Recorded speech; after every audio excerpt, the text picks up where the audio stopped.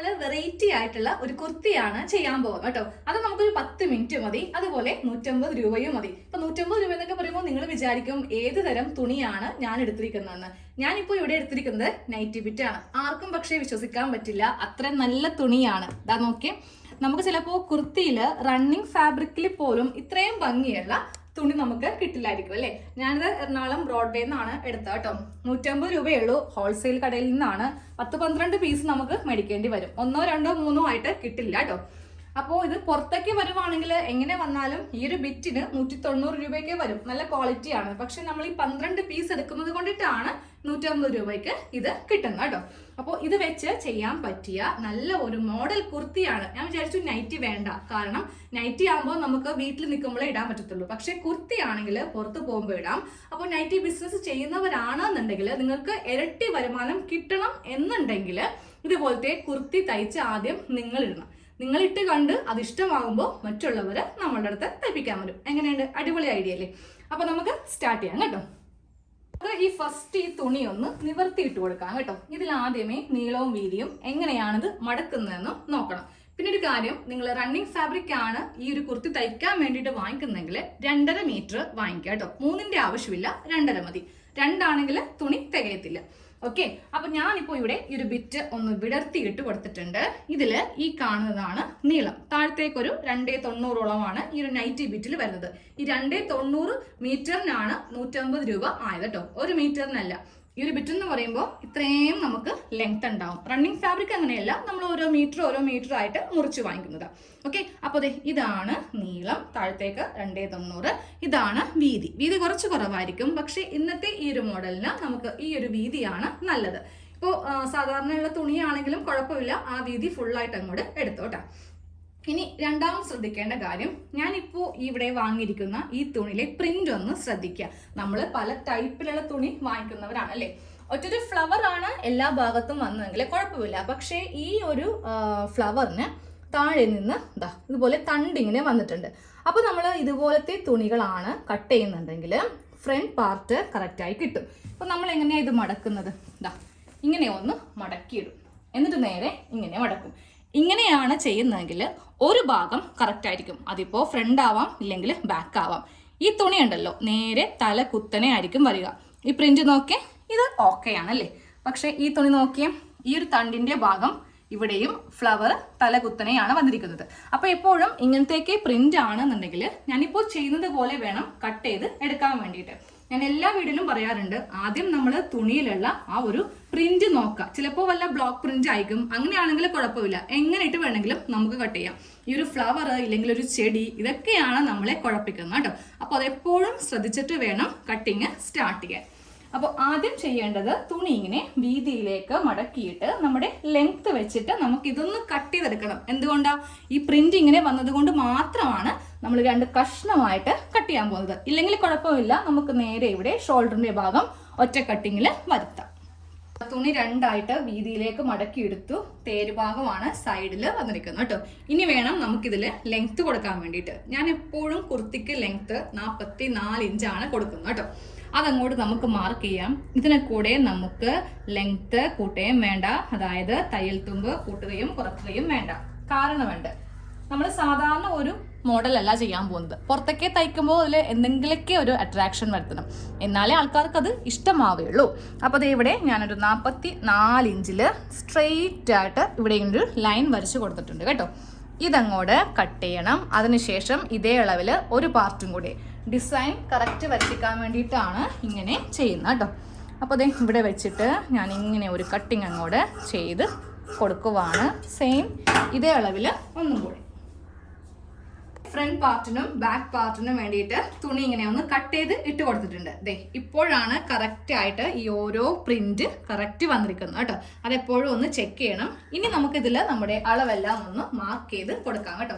ഇതെല്ലാം സാധാരണ പോലെയാണ്. ഫ്രണ്ട് പാർട്ടിലാണ് ഒരു മാറ്റം നമുക്ക് വരുത്താനുള്ളത്. പക്ഷെ കട്ട് ചെയ്യുമ്പോൾ ഒരുമിച്ച് തന്നെ അങ്ങോട്ട് കട്ട് ചെയ്ത് പോവാം. ഫസ്റ്റ് ഷോൾഡർ മാർക്ക് ചെയ്ത് കൊടുക്കുക. 7 ഇഞ്ചാണ് ഷോൾഡർ. 7 ഇഞ്ച് ഷോൾഡർ കൊടുത്തിട്ടുണ്ട്. താഴത്തേക്ക് 6.5 ഇഞ്ച് ആം ഹോള്. അപ്പോൾ നിങ്ങൾ പുറത്ത് തയ്ക്കുമ്പോൾ എന്ത് ചെയ്യണം?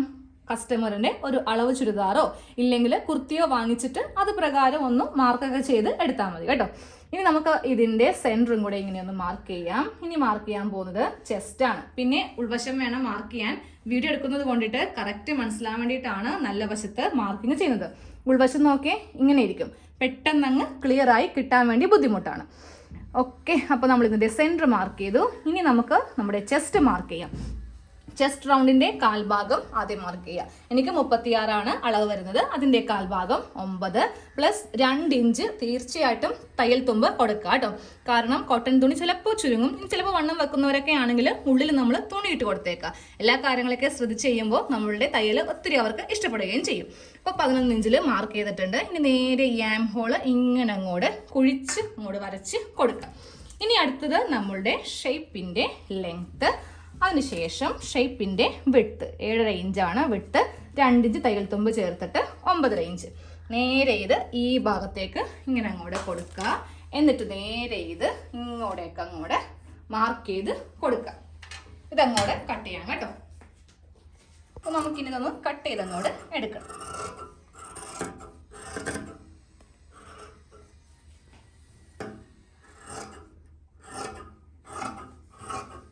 ഇതിങ്ങനെ ഒന്ന് കട്ട് ചെയ്തെടുത്തിട്ടുണ്ട്. ഇനി നമുക്ക് കട്ട് ചെയ്യാനുള്ളത് താഴെ വശം തൂങ്ങി പോവാതിരിക്കാൻ വേണ്ടിയിട്ട് കുറച്ച് ഇങ്ങനെ ഒന്ന് കയറ്റി ഒന്ന് കട്ട് ചെയ്യാം കേട്ടോ. അതിങ്ങനെ വെച്ചിട്ട് അങ്ങോട്ട് നമുക്കൊന്ന് കട്ട് ചെയ്തങ്ങോട്ട് എടുക്കാം. ഇനി ഇതിൽ നെക്ക് കട്ട് ചെയ്തതിന് ശേഷം നമുക്കിതിൻ്റെ ബാക്ക് പാർട്ട് ഒന്ന് മാറ്റേണ്ടി വരും. അപ്പോൾ ആ നെക്കും കൂടെ ഒന്നങ്ങോട്ട് മാർക്ക് ചെയ്ത് കൊടുക്കാം കേട്ടോ. 3 ഇഞ്ചാണ് നെക്ക് വീതി, അത് മാർക്ക് ചെയ്തു. ഇനി ബാക്ക് നെക്ക് 3 ഇഞ്ചും ഫ്രണ്ട് നെക്ക് 5 ഇഞ്ച് കൊടുക്കുന്നുണ്ട്. ഇപ്പോൾ നിങ്ങൾക്ക് വേണമെങ്കിൽ ഇതിൽ ബോട്ട് നെക്ക് വേണമെങ്കിൽ അങ്ങനെ ചെയ്യാം. അത് നമ്മളുടെ ഇഷ്ടമാണ്. ഇല്ലെങ്കിൽ കസ്റ്റമറോട് ചോദിക്കുക ഏത് നെക്കൊക്കെയാണ് വേണ്ടതെന്ന്. അധികമായിട്ട് നമ്മൾ ഡിസൈൻ ഒന്നും ഇതിൽ ചെയ്യേണ്ട ആവശ്യമില്ല. കാര്യം ഇതൊരു മോഡേൺ ലുക്കുള്ള കുർത്തിയാണ്. ഇതിൽ കൊണ്ടേ നമ്മൾ പല തരത്തിലുള്ള തുണിയൊക്കെ വെച്ചിട്ട് ഡിസൈൻ ചെയ്യുമ്പോൾ ആ ഒരു ട്രെൻഡ് അങ്ങോട്ട് മാറിപ്പോകും കേട്ടോ. കഴിവതും യു നെക്ക് തന്നെ കൊടുക്കുന്നതായിരിക്കും സ്റ്റാൻഡേർഡ്. കാര്യം നമ്മൾ ശ്രദ്ധിച്ചാൽ മതി, എല്ലാ റെഡിമെയ്ഡ് കുർത്തിയിലും യു ആയിരിക്കും കൂടുതലായിട്ട് വരുന്നത്. പിന്നെ ചെയ്യാൻ ഈസിയാണല്ലോ. അപ്പോൾ നമുക്കിതൊന്ന് കട്ട് ചെയ്ത് അങ്ങോട്ട് എടുക്കാം. ഫസ്റ്റ് കുഞ്ഞി നെക്ക്, ബാക്ക് നെക്ക് ഇങ്ങനെ കട്ട് ചെയ്തെടുത്തിട്ട് നമ്മൾ ഇതിൻ്റെ അടിയിൽ നിന്ന് ഈ പാർട്ട് അങ്ങോട്ട് മാറ്റുക. അതങ്ങോട്ട് ഫുള്ളായിട്ട് മാറ്റിക്കോ കേട്ടോ. കാര്യം ഇതിൽ വേറൊരു കട്ടിങ്, ഈ ഫ്രണ്ട് പാർട്ടിൽ വേറെ കട്ടിങ് വരുന്നുണ്ട്. അതുകൊണ്ടിട്ട് ഈ ബാക്ക് ഞാൻ അങ്ങോട്ട് മാറ്റി വെക്കുവാണ്. ഇനി ഫ്രണ്ട് പാർട്ട് നിവർത്തി വെച്ച് കൊടുത്തിട്ട് ആദ്യമേ ഈ നെക്കൊന്ന് കട്ട് ചെയ്ത് മാറ്റും. ഫ്രണ്ട് നെക്ക് ഇങ്ങനെ ഒന്ന് കട്ട് ചെയ്ത് കൊടുത്തിട്ടുണ്ട് കേട്ടോ. ഇനി നമുക്ക് ഇതിൽ ചെറിയൊരു കട്ടിങ്ങും കൂടെ ചെയ്യാനുണ്ട്.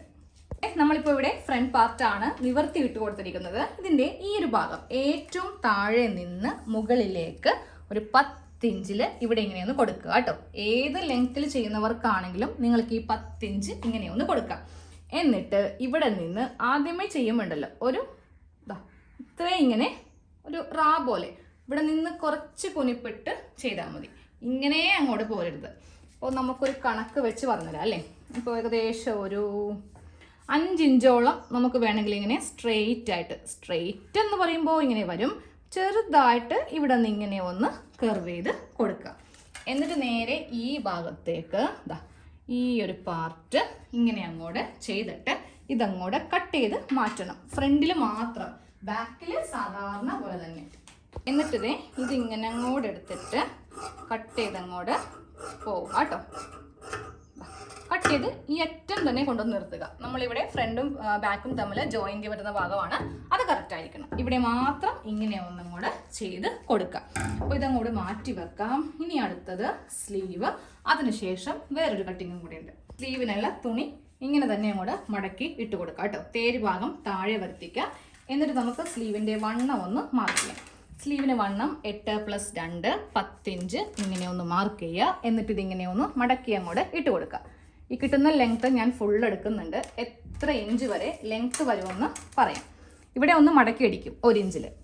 ഒരു 15 ഇഞ്ചോളം നമുക്ക് ലെങ്ത്ത് കിട്ടും കേട്ടോ. അതങ്ങോട്ട് ഫുള്ളായിട്ട് എടുത്ത് കൊടുക്കുന്നുണ്ട്. അപ്പോൾ ഇവിടെ 8 വണ്ണം +2 തയ്യൽ തുമ്പ്, ഇവിടെ നിന്ന് 3.5 ഇഞ്ച് ആം ഹോള്. ഇനി താഴത്തെ വണ്ണം കൂടെ മാർക്ക് ചെയ്യാം. താഴെ വണ്ണം തയ്യൽ തുമ്പ് കൂടി ചേർത്തിട്ട് 6.5 ഇഞ്ച്. ഇനി ഇതൊക്കെ ഒന്ന് കുഴിച്ചങ്ങോട്ട് വരച്ചിട്ട് ഇതൊന്ന് കട്ട് ചെയ്തൊന്ന് എടുക്കാം. ഇങ്ങനെ കുഴിച്ചൊന്ന് വരച്ചിട്ട് കട്ട് ചെയ്യും. അപ്പോൾ ഇപ്പോൾ എല്ലാ ദിവസവും ക്ലാസ് ഇടുന്നുണ്ട്. ഇതൊക്കെ ഒട്ടും അറിയാത്തവരാണെങ്കിൽ നമ്മുടെ ക്ലാസ്സിൽ വരിക. ഇങ്ങനെ കാണിക്കുന്ന വീഡിയോയിൽ അത്യാവശ്യം എല്ലാം നല്ല ശ്രവടേ നമ്മോട് കാണിക്കും കേട്ടോ. ഡീറ്റെയിൽ കുറച്ച് കുറവായിരിക്കും. ഇതൊക്കെ അറിയാവുന്നവർക്ക് വേണ്ടിയിട്ട് ചെയ്യുന്നതാണ്. പക്ഷെ അറിയാത്തവർക്ക് വേണ്ടിയിട്ട് ഫ്രീ ആയിട്ടുള്ള ക്ലാസ് ഉണ്ട്. പൈസയൊന്നുമില്ല, ഫ്രീ ആണ്. അപ്പോൾ സെൻറ്റർ ഒന്ന് കട്ട് ചെയ്യുക. സ്ലീവ് കഴിഞ്ഞു.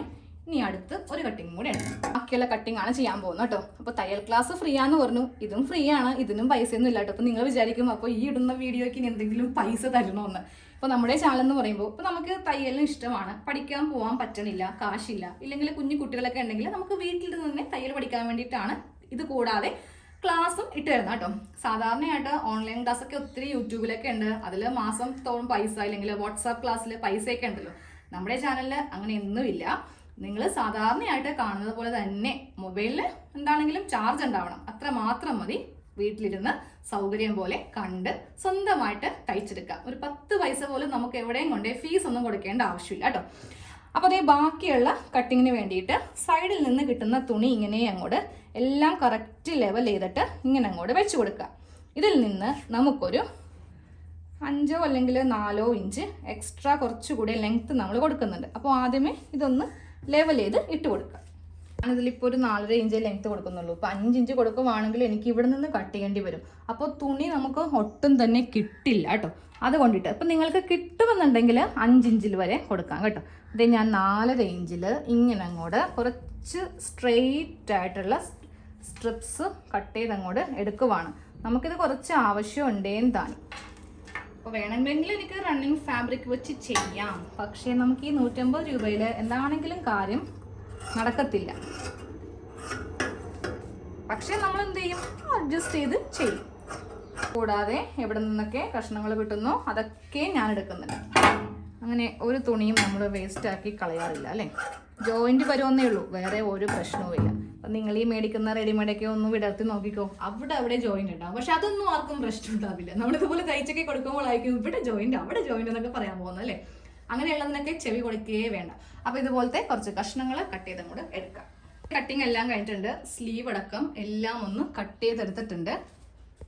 ഇതിൽ ആദ്യമേ എന്താ ചെയ്യുക, നമ്മുടെ നെക്കൊക്കെ ഒന്ന് തയ്ച്ചെടുക്കണം. അതൊക്കെ എല്ലാവർക്കും അറിയാം. ബാക്ക് നെക്ക് ഒരു ക്രോസ് പീസ് വെച്ച് ചെയ്യുക.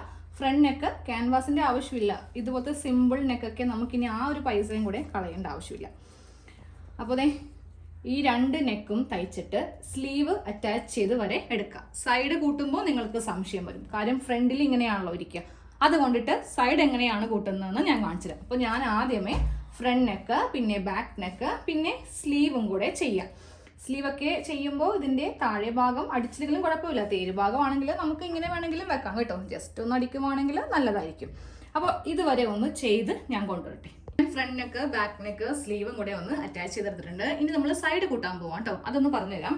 പിന്നെ ഒരു കാര്യം പറയട്ടെ, ഇപ്പോൾ നമ്മൾ ക്യാൻവാസ് ചെയ്യുന്നില്ല, പുറത്തൊക്കെയാണ് തയ്ച്ചു കൊടുക്കുന്നതെങ്കിൽ ഉള്ളിൽ ഇങ്ങനെ ഹെമ്മിങ് ചെയ്ത് കൊടുക്കണം കേട്ടോ. അപ്പോൾ ഞാൻ ഒരു കഷ്ണം തുണി നടുക്ക് ജോയിന്റ് വന്നിട്ടുണ്ടേ, നമുക്ക് അത്രക്കധികം 8 കഷ്ണങ്ങൾ ഇല്ല. അപ്പോൾ കിട്ടുന്നതൊക്കെ വെച്ചിട്ട് ഞാൻ ഒന്ന് കൂട്ടിയെടുത്തു. ഇതുപോലെ ഇങ്ങനെ ജോയിന്റ് കൊടുത്തിട്ട് ഉള്ളിലേക്ക് ജസ്റ്റ് ഇങ്ങനെ ഒന്ന് മടക്കി അങ്ങോട്ട് തയ്ച്ചിരിക്കുക.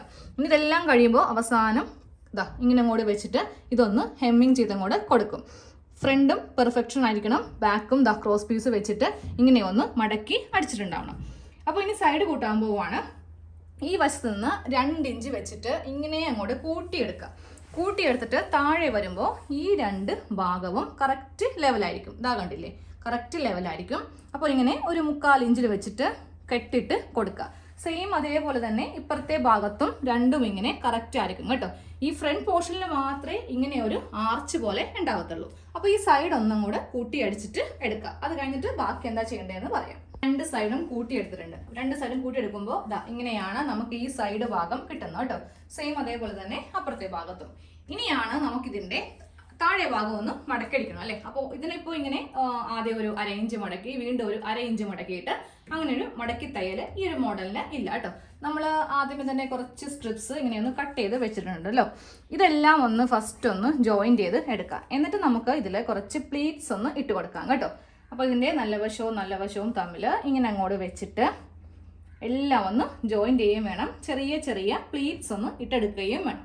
ഈ ഒരു കഷ്ണത്തിൽ ഞാനിങ്ങനെ ഫുള്ളായിട്ടൊന്ന് യോജിപ്പിച്ചെടുത്തിട്ട് കുഞ്ഞു പ്ലീറ്റ്സ് ആണ് വെച്ച് കൊടുക്കേണ്ടത് കേട്ടോ. നമുക്ക് ഒട്ടും തന്നെ അത്ര വലുതൊന്നും വെക്കാൻ പറ്റത്തില്ല. അതാ കണ്ടില്ലേ, ഇത്രയും ചെറിയ പ്ലീറ്റ്സ് ആണ് ഞാൻ ഇങ്ങനെ ഇവിടെ ഒരു 3/4 ഇഞ്ച് ഗ്യാപ്പ് വെച്ചിട്ട് ഇട്ട് കൊടുത്തിരിക്കുന്നത്.